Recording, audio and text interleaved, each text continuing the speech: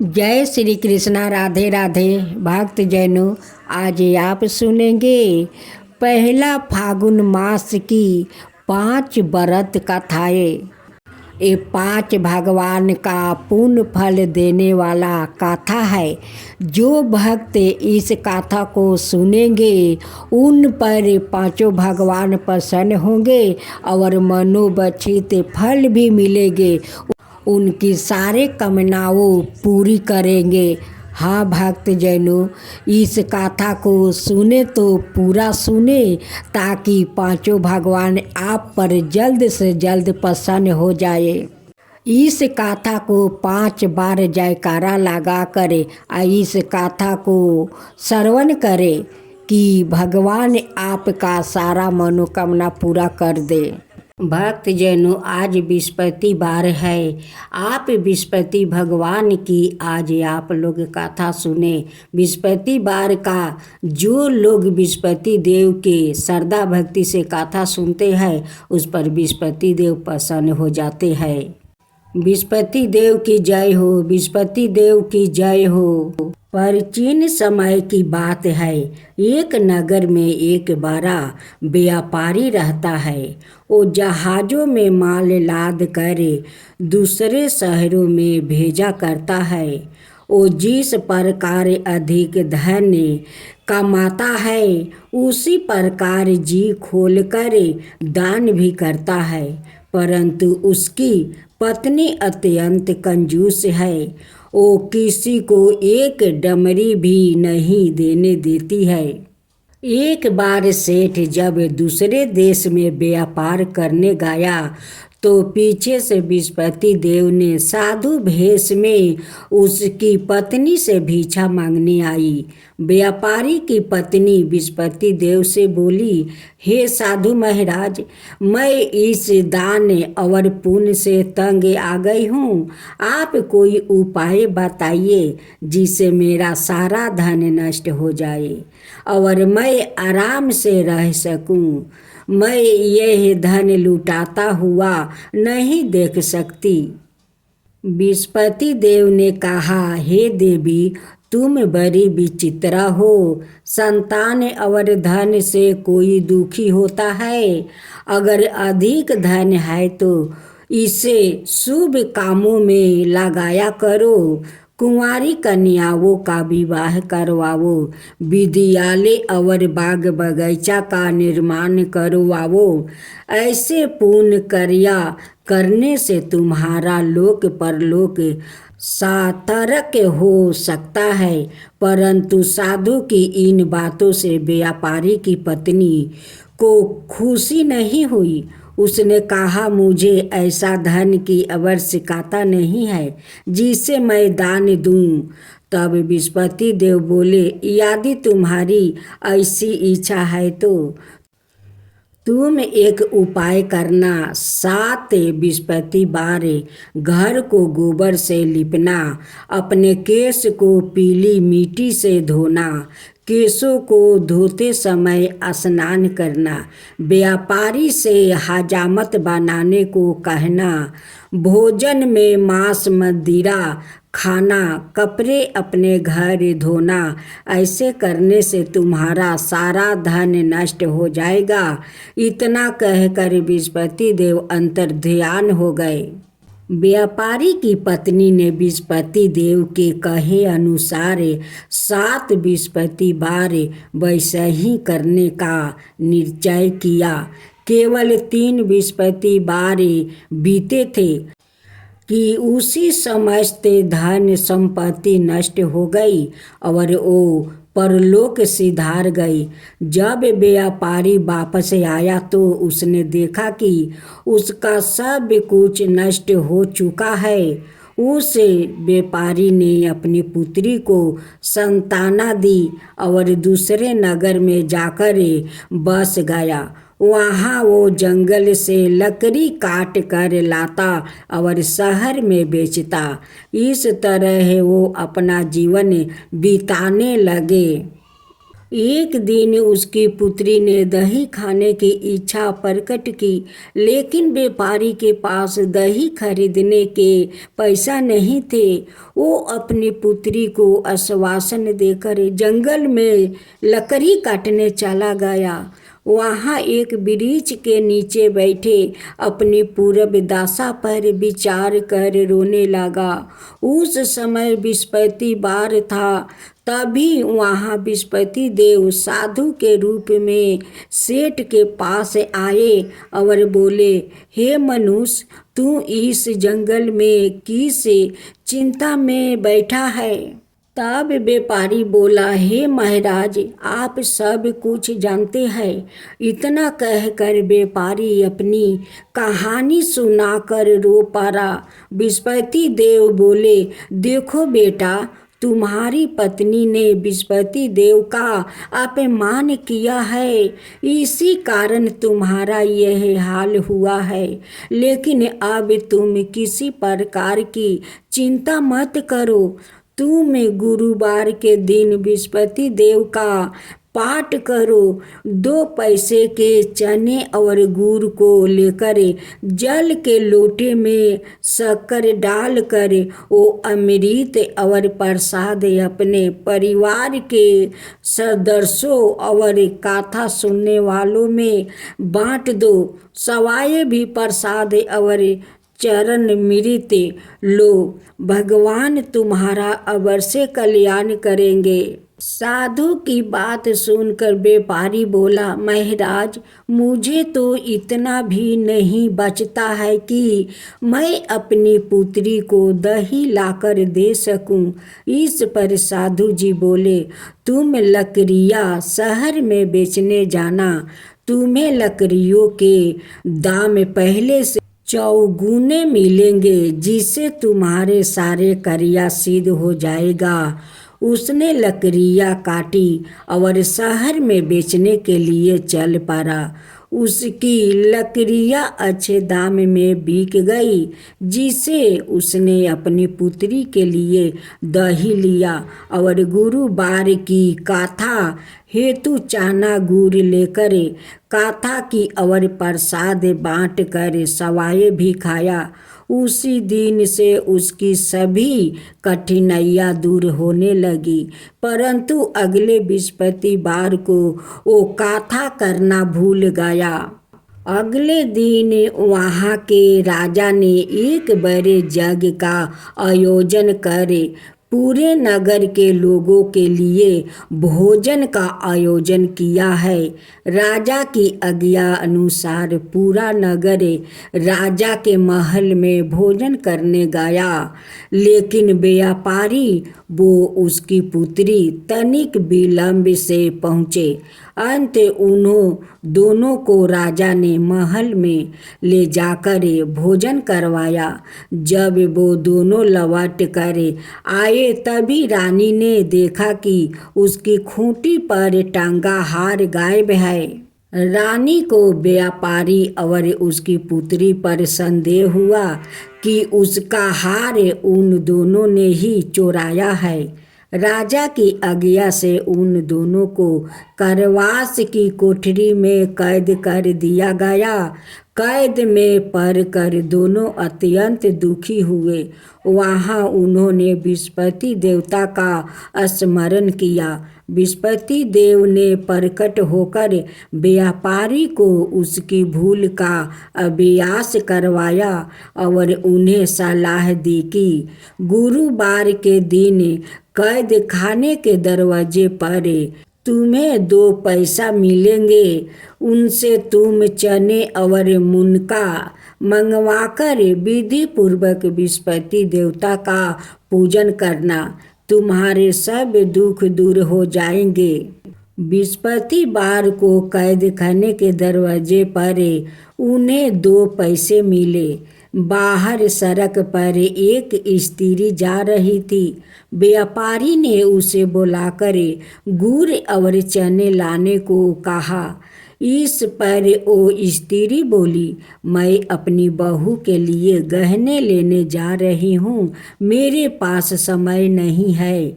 इतना कहकर वो चली गई। थोड़ी देर बाद वहाँ से एक और स्त्री निकली। व्यापारी ने उसे बुलाकर कहा कि हे बहन, मुझे बृहस्पतिवार की कथा करानी है, तुम मुझे 2 पैसे का गुड़ चना ला दो। बृहस्पति देव का नाम सुनकर वो स्त्री बोली, भाई, मैं तुम्हें अभी गुड़ चना लाकर देती हूँ। मेरा एकलौता पुत्र मर गया है। मैं उनके लिए कफन लेने जा रही थी, लेकिन मैं पहले तुम्हारा काम करूँगी, उसके बाद अपने पुत्र के लिए कफन लाऊंगी। वो स्त्री बाजार से व्यापारी के लिए गुड़ चना ले आई और सवाए भी बृहस्पति देव की कथा सुनी। कथा के समाप्त होने पर वो स्त्री कफन लेकर अपने घर गई। घर पर लोग उसके पुत्र की लाश को राम नाम सत्य है कहते हुए शमशान ले जाने की तैयारी कर रहे थे। स्त्री बोली, मुझे अपने बेटे का मुख देख लेने दो। अपने पुत्र का मुख देख कर उस स्त्री ने उसके मुंह में प्रसाद और चरणामृत डाल दिया। प्रसाद और चरणामृत के प्रभाव से वो पुनर्जीवित हो गया। पहली स्त्री जिसने बृहस्पति देव का निरादर किया था, वो जब अपने पुत्र के विवाह हेतु पुत्र वधू के लिए गहने लेकर लौटी और जैसे ही उसका पुत्र घोड़ी पर बैठकर निकला, वैसे ही घोड़ी ने ऐसी उछाल मारी कि वो घोड़ी से गिरकर मर गया। यह देख स्त्री रो रो कर बृहस्पति देव से क्षमा याचना करने लगी। उस स्त्री की मिनती से बृहस्पति देव साधु भेष में वहाँ पहुंचकर कहने लगे, देवी, तुम्हें अधिक विलाप करने की आवश्यकता नहीं है। यह बृहस्पति देव का अनादर करने का कारण हुआ है। तुम वापस जाकर मेरे भक्त से क्षमा मांगकर कथा सुनो, तब ही तुम्हारी मनोकामना पूरी होगी। जेल में जाकर उस स्त्री ने व्यापारी से माफ़ी मांगी और कथा सुनी। कथा के उपरांत वो प्रसाद और चरणामृत लेकर अपने घर वापस गई। घर आकर उसने चरणामृत अपने मृत्यु पुत्र के मुख में डाली। चरणामृत के प्रभाव से उसका पुत्र भी जीवित हो उठा। उसी रात बृहस्पति देव राजा के सपने में आया और बोले, हे राजन, तुम जिस व्यापारी और उसके पुत्री को जेल में कैद कर रखा है, वो बिल्कुल निर्दोष है। तुम्हारी रानी का हार वही खूंटी पर टांगा है। दिन निकला तो राजा रानी ने हार खूंटी पर लटका हुआ देख कर राजा ने उस व्यापारी और उसकी पुत्री को रिहा कर दिया और उन्हें आधे राज्य देकर उसकी पुत्री का विवाह ऊंचे कुल में करवाकर दहेज में हीरे जवाहरात दिया। ओम जय बृहस्पति। अब सुने तुलसी माता की कथा। एक परिवार में ननद और भाभी रहती थी। ननद तुलसी की बहुत सेवा करती है, जिससे भाभी नाराज रहती है और गुस्से में उससे कहती है कि तेरी शादी में तुलसी ही बारातियों को खाने में दूंगी और तुलसी ही तुझे दहेज में दूंगी। इस पर ननद मुस्कुरा देती है। निश्चित समय पर ननद का विवाह हुआ और बारात घर पर आई तो भाभी ने बारातियों के सामने तुलसी का एक गमला फोड़ दिया और ननद के गले में मंजीरी की माला डाल दी। लेकिन यह क्या चमत्कार हो गया, जब तक कोई कुछ समझ पाता, गमले के टुकड़े स्वादिष्ट भोजन बन गया और मंजीरी की माला सोने की माला में बदल गई। ससुराल वाले ने इस अवगात पर प्रसन्नता व्यक्त की। भाभी को तुलसी का महत्म्य समझ में आ गया। इधर भाभी ने अपनी बेटी से कहा कि तू भी अपनी फुआ की तरह तुलसी की पूजा किया कर, लेकिन बेटी का मन नहीं लगता। लड़की की शादी के समय भी उसने खाने के लिए गमला फोड़ दिया, किंतु इस बार वो आश्चर्य नहीं हुआ और मीठी मीठी ही बनी रही। बाराती भूखे पेट ही उनकी आलोचना करते हुए लौट गया। काफ़ी समय के बाद भाई को अपनी बहन की याद आई तो अपनी पत्नी से कहा कि कुछ सामान दे दो, बहन से खाली हाथ मिलने नहीं जाना चाहिए। उसने एक झोली में थोड़ा सा जबरा भर कर दे दिया, कहा कि घर में यही है, लो जाओ। बहन के घर पहुंचने के पहले उसे एक गौशाला देखी तो गौ के सामने उसने जुआर का झोला उलीट दिया, जिस पर गौशालक ने कहा कि गाय सोना मोती नहीं खाती है, इसे क्यों डाल रहे हो? जुआर के दानों के सोना मोती बनने पर उसने उसे बिटोरते हुए पूरी बात सच सच बता दिया। भाई को देखकर बहन बहुत ही प्रसन्न हुई। वापसी में यह बात उसने अपनी पत्नी को बताई तो वो भी तुलसी की पूजा करने लगी।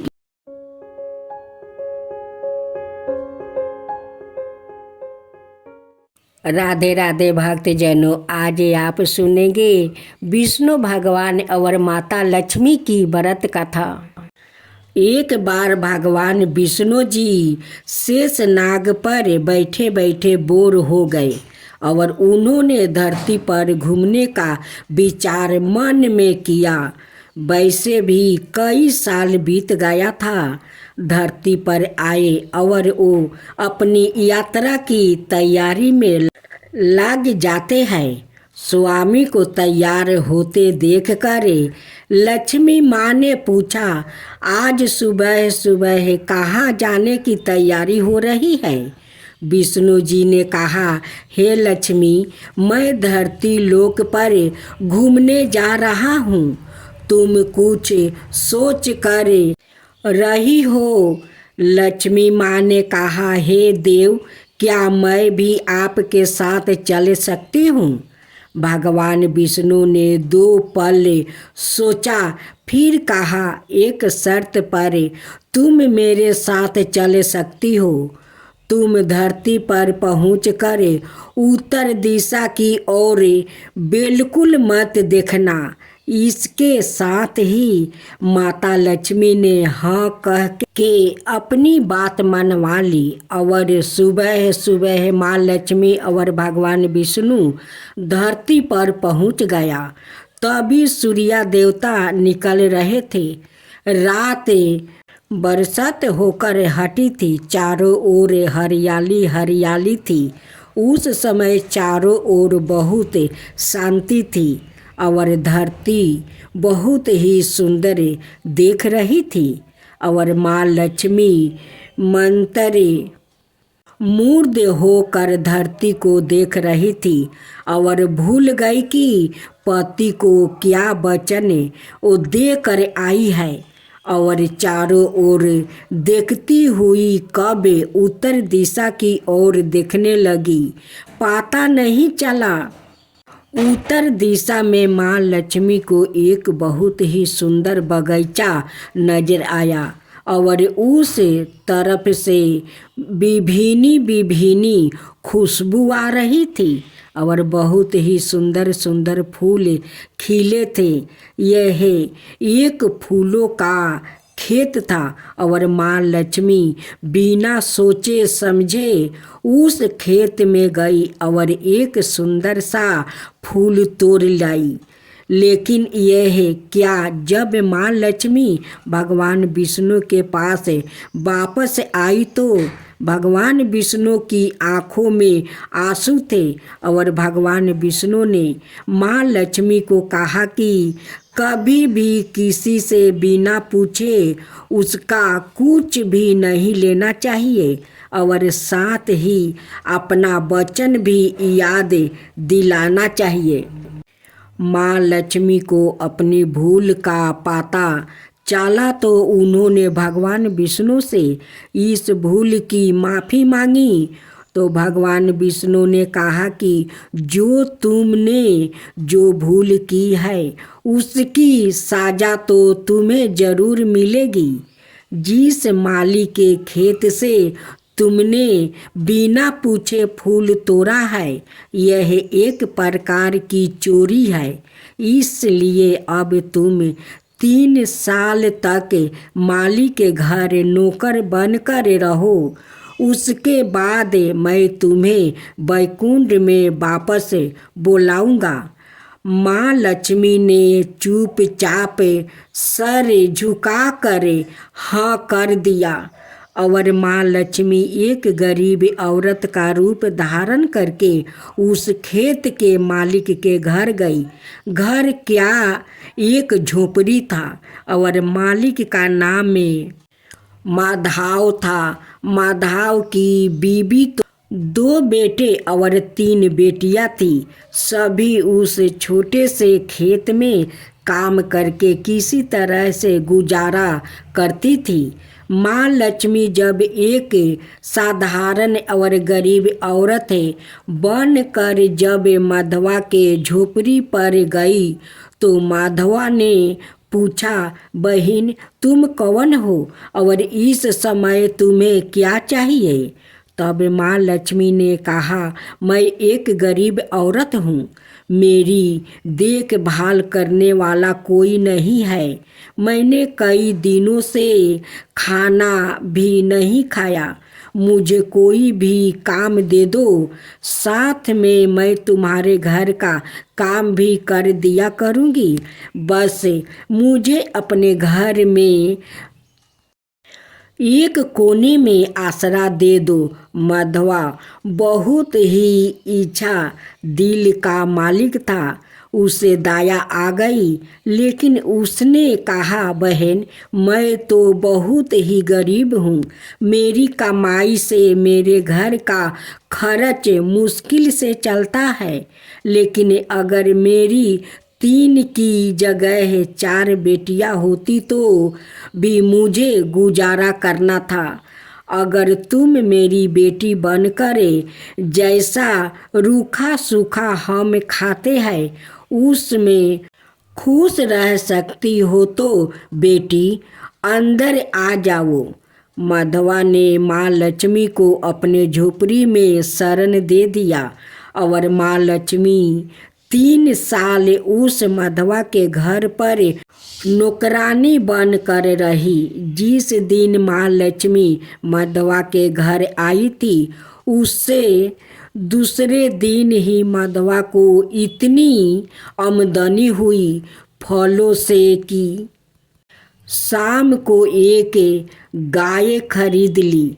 फिर धीरे धीरे माधवा ने काफ़ी जमीन खरीद ली और सबने अच्छे अच्छे कपड़े भी पहनने लगा और फिर एक बार पक्का घर भी बनवा लिया। बेटियों और बीबी ने गहने भी बनवा लिया और अब मकान भी बहुत बड़ा बनवा लिया था। माधवा हमेशा सोचता था कि मुझे यह सब इस महिला के आने के बाद मिला है, इसे बेटी के रूप में मेरी किस्मत आ गई है। मेरी और अब 2 साल बीत गया था, लेकिन माँ लक्ष्मी अब भी घर में और खेत में काम करती थी। एक दिन माधवा जब अपने खेतों से काम खत्म करके घर आया तो उसने अपने घर के सामने द्वार पर एक देवी सावारूप गहनों से लदी एक औरत को देखा। जब ध्यान से देखकर पहचान गया, अरे यह तो मेरी मुंह बोली चौथी बेटी यानी वही औरत है, और पहचान गया कि यह तो माँ लक्ष्मी है। अब तक माधवा का पूरा परिवार बाहर आ गया था और सब हैरान होकर माँ लक्ष्मी को देख रहे थे। माधवा बोला, हे माँ, हमें माफ़ करो, हमने आपसे अनजाने में ही घर और खेत में काम करवाया है। माँ, यह कैसा अपराध हो गया। हे माँ, हम सबको माफ़ कर दो। अब माँ लक्ष्मी मुस्कुराई और बोली, हे माधवा, तुम बहुत ही अच्छे और दयालु व्यक्ति हो। तुमने मुझे अपनी बेटी की तरह से रखा है। आपने परिवार के सदस्य की तरह से, इसके बदले मैं तुम्हें वरदान देती हूँ कि तुम्हारे पास कभी भी खुशियाँ की और धन की कमी ना रहेगी। तुम्हें सारे सुख मिलेंगे जिसके तुम्हें अधिकार हो। और फिर माँ अपने स्वामी के द्वारे भेजे रथ में बैठकर बैकुंठ चली गई। अब सुने गणेश जी की कथा। प्राचीन समय में सुमेरु पर्वत पर सौभारी ऋषि का अत्यंत मनोरम आश्रम था। उनकी अत्यंत रूपवती और पतिव्रता पत्नी का नाम मनोमयी था। एक दिन ऋषि लकड़ी लेने के लिए वन में गया और मनोमयी गिरहे कार्य में लग गई। उसी समय एक दुष्ट कवच नाम का गंधर्व वहाँ आया और उसने अनुपम लवण्यवती मनोमयी को देखा तो व्याकुल हो गया। कौच ने ऋषि पत्नी का हाथ पकड़ लिया।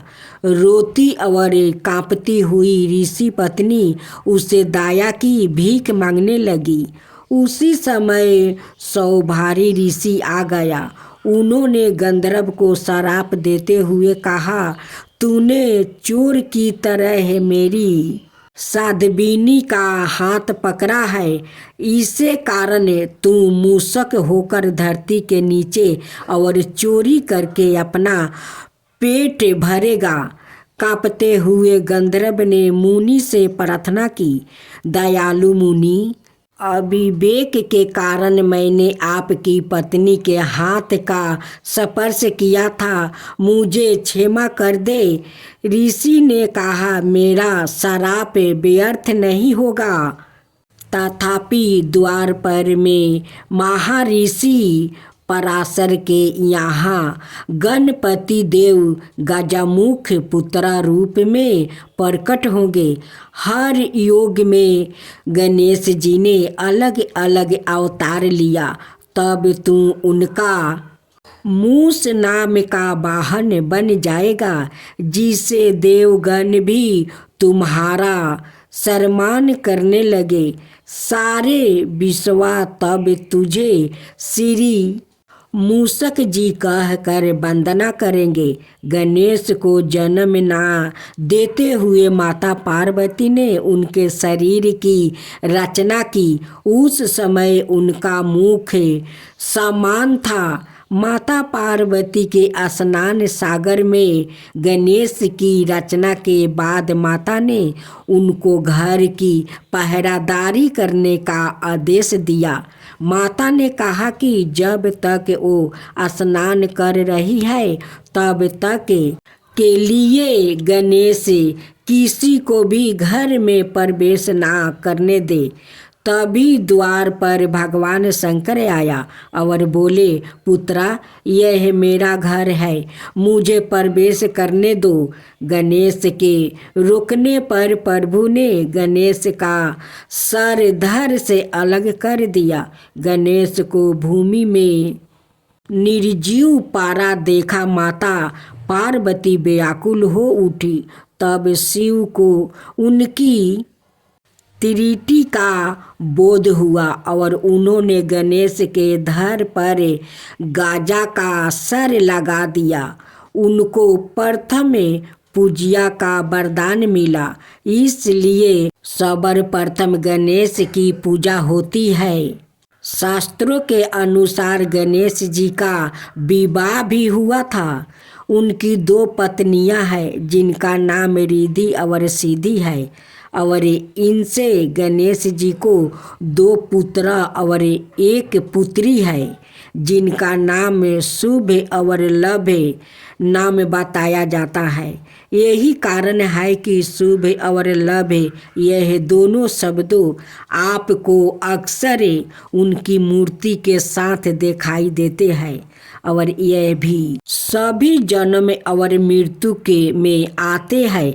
गणेश जी की पूजा करने से केवल सिद्धियां प्राप्ति होती है, लेकिन इनकी भक्ति से पूर्ण मोक्ष संभव नहीं है। गणेश जी के इन 2 पुत्रा के अलावा 1 पुत्री भी है, संतोषी माता नाम से विख्यात है। राधे राधे भक्त जैनों, अब आप सुनेंगे फागुन शिवरात्रि की व्रत कथा। जिस समय सवेरे केवल अंधकार ही अंधकार था, ना सूर्य दिखाई देते थे और ना चंद्रमा, और ना ये ग्रहों नक्षत्रों का भी कहीं पता नहीं था। ना दिन होता था और ना रात। अगर ही पृथ्वी जल और बाहु की भी साता नहीं थी। उस समय एकमात्र सत्य ब्रह्मा अर्थात सादा शिव की ही साता विद्यमान थी, जो अनादि और चिंतन कही जाती है।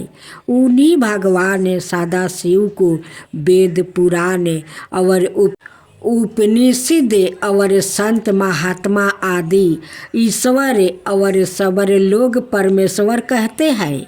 एक बार भगवान शिव के मन में दृष्टि रचने की इच्छा हुई।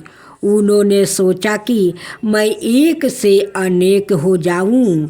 यह विचार आते ही सबसे पहले परमेश्वर शिव ने अपनी परम शक्ति अंबिका को प्रकट किया और उनसे कहा कि हमें दृष्टि के लिए किसी दूसरे पुरुष का सृजन करना चाहिए, जिसके कंधे पर दृष्टि संचालन का महान भार रखकर हम आनंद पूर्वक विचारण कर सके।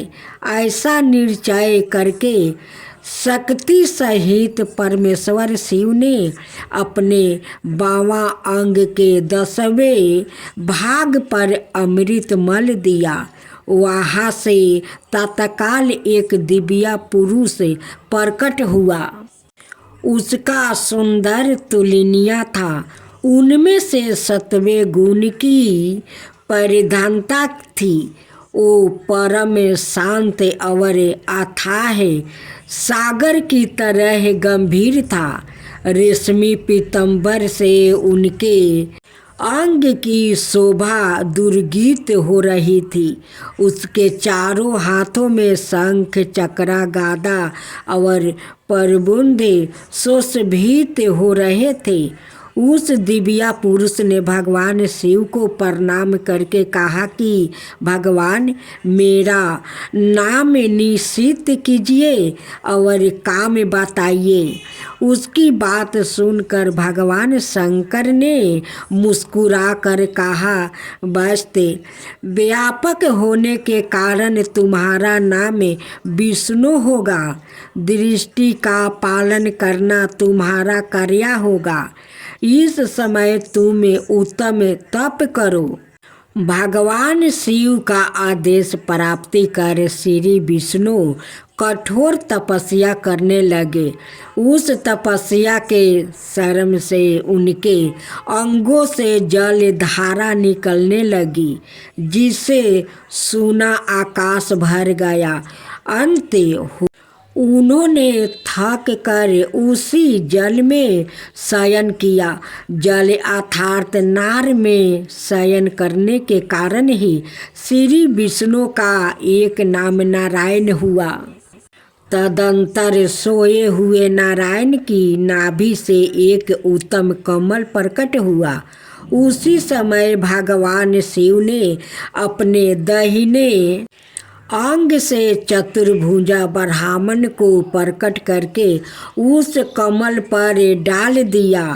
परमेश्वर की माया से मोहित हो जाने के कारण बहुत दिनों तक ब्रह्मा जी उस कमल के नलों में बर्मन करते रहे, किंतु उन्हें अपने उत्पत्तियों कर्ता का पता नहीं लगा। आकाशवाणी द्वारा तप का आदेश मिलने पर ब्रह्मा जी ने उन्हें जन्मदाता के दशरथ 12 बरस तक कठोर तपस्या की। तत्पश्चात उनके सम्मुख भगवान विष्णु प्रकट हुए। परमेश्वर शिव की लीला से उस समय वहाँ श्री विष्णु और ब्रह्मा जी के बीच विभेद छिड़ गया। सहसा उन दोनों के मध्यम एक दिव्या अगस्त्य बंभे प्रकट हुआ। बहुत प्रयास के बाद भी ब्रह्मा और विष्णु उस अगस्त्य बम के यादि अंत का पता नहीं लगा सके। अंत थक कर भगवान विष्णु ने प्रार्थना किया कि महाप्रभु, हम आपके सावा रूप को नहीं जानते, आप जो कोई भी हो हमें दर्शन दीजिए। भगवान विष्णु की ये स्तुति सुनकर परमेश्वर सहसा प्रकट हो गए और बोले, सूर्य श्रेष्ठगण, मैं तुम दोनों के तप और भक्ति से भली भांति संतोष हूँ। ब्रह्मन, तुम मेरी आज्ञा से जगत की दृष्टि करो और बसते विष्णु तुम इस चराचर जगत का पालन करो। तदंतर परमेश्वर शिव ने अपने हृदय भाग से रुद्रा को प्रकट किया और उन्हें संहार का दायित्व सौंप कर वही अंतर्ध्यान हो गए।